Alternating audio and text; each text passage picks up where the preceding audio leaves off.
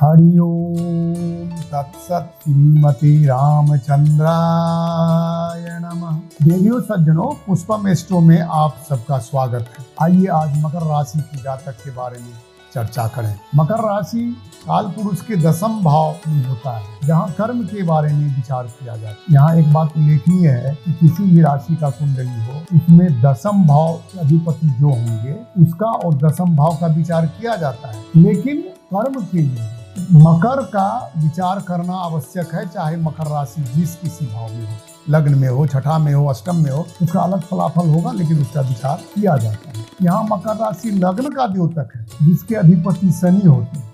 मकर राशि के तृतीय में महायुति चल रही है। मकर राशि में धनु द्वादश के और मीन तृतीय भाव में पड़ता है, जिसके अधिपति गुरु होते हैं। तृतीय भाव पराक्रम का, कला का, कम्युनिकेशन का, डाक का, संवाददाता का, इन सब चीज़ों का कारक तृतीय भाव होता है।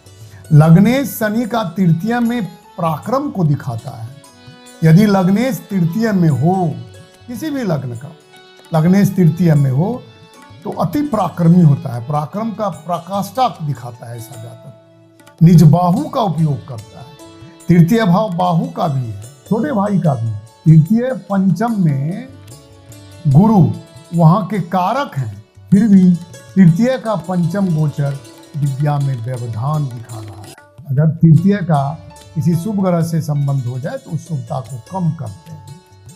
तृतीय में तृतीय राजनीति का भी कारक है, राजनीति का योग कारक है। यहाँ से नेताओं के कुंडली में अगर तृतीय एकादश तृतीय में अगर राहु हो तो कारक होता है।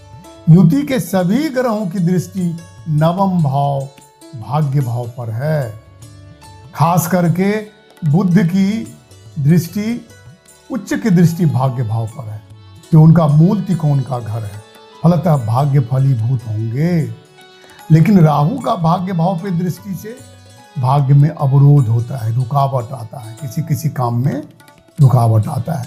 तृतीय शनि की सूर्य से युति पारिवारिक कलह दिखा रहा है। साथ में राहु है, मामला कोर्ट कचहरी तक पहुंच सकता है।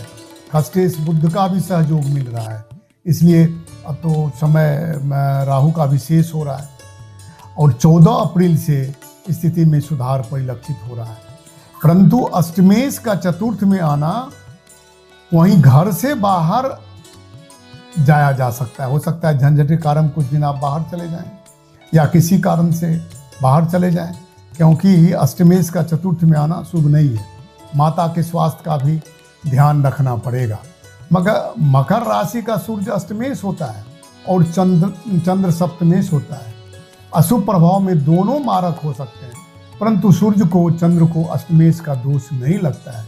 फिर भी चूंकि कर्क राशि चतुर्थ में पड़ता है, इसलिए चंद्र जो है वो मार्केश होता है।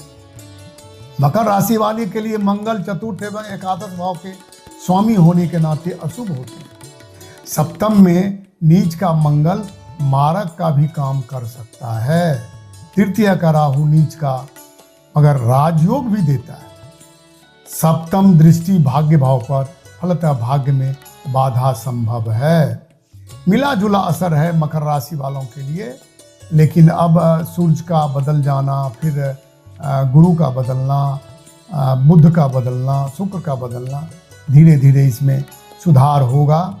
लेकिन तृतीय में द्वितीयेश का आना, वहाँ और ग्रहों का युति होना पारिवारिक कलह दिखाता है। इसमें सावधानी की आवश्यकता है, इस पर ध्यान दीजिएगा।